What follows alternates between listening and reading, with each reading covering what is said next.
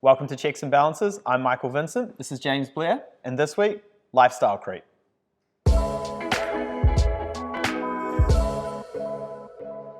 So lifestyle creep, Mike. Yeah. That's a topic which is relevant to everyone, right? Absolutely. So I think about it when I was at uni. So when I was at uni, one day, head down to New World, sort High rolling for uni, James. I know, not bad at all. And then, well, it turned out I was rolling a little bit too high because I bought maybe like $30 worth of stuff and my FPOS card declined. Oh. And I went from, that kind of lifestyle, living off not much at all, to then eventually getting my first job. Yeah. And going, just like everybody, you get your first job and you get that first paycheck. And you're like, whoa, can afford a few beers on this, pay a bit of rent, not too much rich. rent, and you're feeling quite wealthy. With that kind of lower income though, Mike, you kind of get used to, on that first job, living off it, right? Yeah. So you pay your rent, you're probably able to save a little bit because you're never used to having this much money before. Yep. And you get to have some fun with your friends. Of course. But the thing with lifestyle creep is, over time, Michael, you become a valuable asset to the business. Of course. We don't want to lose you. Here is more money. Please, Michael, do not leave us. I would love to see how valuable of an asset you were to any business at university, but continue. Well, I'm working full time now, Michael. But I can tell you, you know the stats around, males' brains don't develop fully until 25. I'm definitely in that camp. Fair call. Hopefully, it's a little bit more developed now. But so as you kind of move from that first job where you get used to living off a certain amount, getting paid extra money, and the lifestyle slowly starts to improve, right? Yeah. And maybe that goal that you were saving towards, it might be a whole range of things. Maybe you're saving for paying off your student loan, paying off a credit card, saving for... a 96 Honda Civic. Hey, do not diss that 1996 Honda Civic. She looked after me for a long time. She did. But when you're thinking about... you've kind of got all of those things you might be saving for maybe towards your first home. More income means you can work towards those goals a lot faster. But what happens quite a bit is you don't end up working to go towards those goals faster. You end up increasing the lifestyle and having more fun. Yeah, and that's what we commonly refer to as lifestyle creep.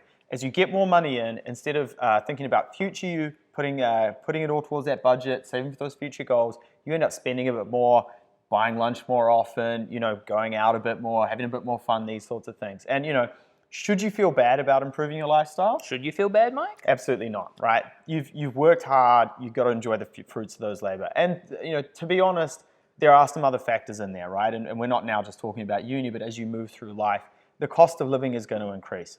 You're going to have kids, you're going to want to, upgrade the house if you need to, and these sorts of things as well. So, those costs of the larger mortgages, the insurances, the children, the childcare, all that sort of thing is a natural progression of your lifestyle cost over time. What we're sort of focusing on a little bit more is just around, and this is going to sound a lot like the budgeting episode, fair call. But have you got a nickname for the budget for this episode? Return of the budget. Yeah. But what it is it's about focusing on those long-term goals. Putting some of that money aside to make sure you can achieve them and achieve them quicker, but then maybe keeping some of those funds back for yourself as well. Yeah, I think that's a really important point to touch on, Mike. Is you should not feel bad when you have developed your skills and you're able to earn more money to be able to make sure that you are enjoying yourself. Yeah. There's nothing wrong with that. It's just finding that right blend between current you and future you. Remember, I talk about a tug of war quite a bit, that you want to have some fun now because there's no promises for tomorrow, but you also want to make sure that future you is going to be okay if helping the kids into your first home, being able to retire early, travel, whatever it might be, that you're prioritizing those goals. And it's important to keep in mind that as your lifestyle creeps, I'll say impossible, it's very hard and damn near impossible to go backwards. Once you get used to that certain level of lifestyle and comfort, it is very hard unless there's some type of exogenous shock, like you get fired or something like that, or you lose your job or get sick, to make a conscious decision to go back in terms of the quality of your lifestyle. We can always do with a pay rise, but nobody can do with a pay cut. Oh, right? absolutely. Yeah. So I guess the question then becomes, how is it best to manage lifestyle creep? Like a lot of the things you will hear us talk about, planning helps a lot with lifestyle creep. So we've just spoken that you can't, once you get used to a pay rise, it's very hard to go backwards. So usually when you get a pay rise, more money won't just magically appear in your account. You will know the money is coming.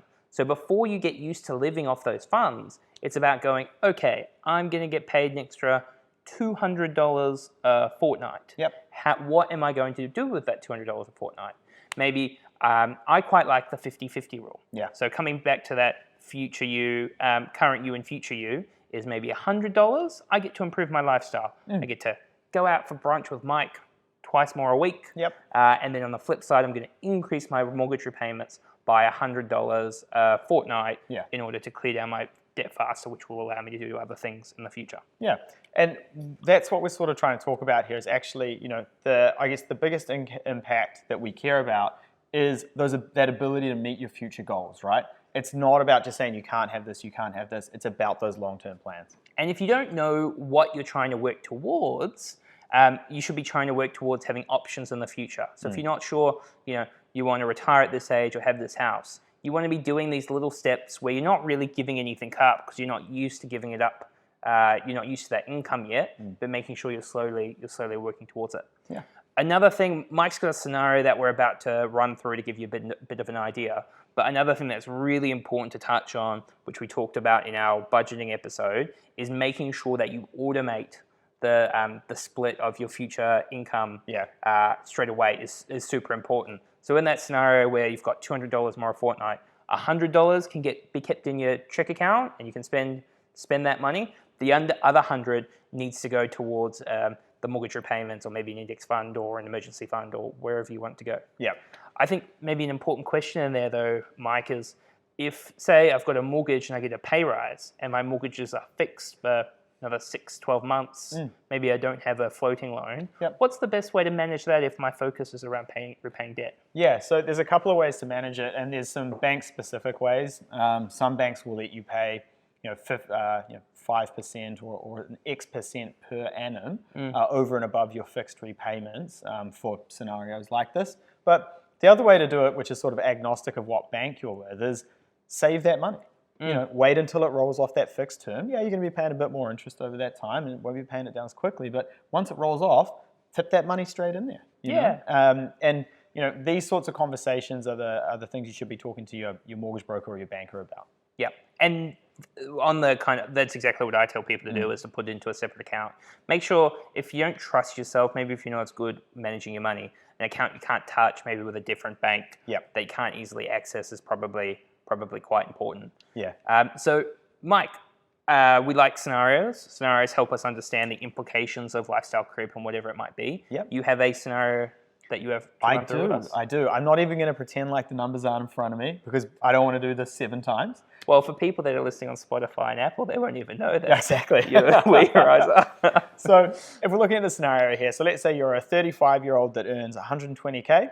This is going to increase, to around about 180,000 over the course of their career. They have a $500,000 mortgage when they're 35.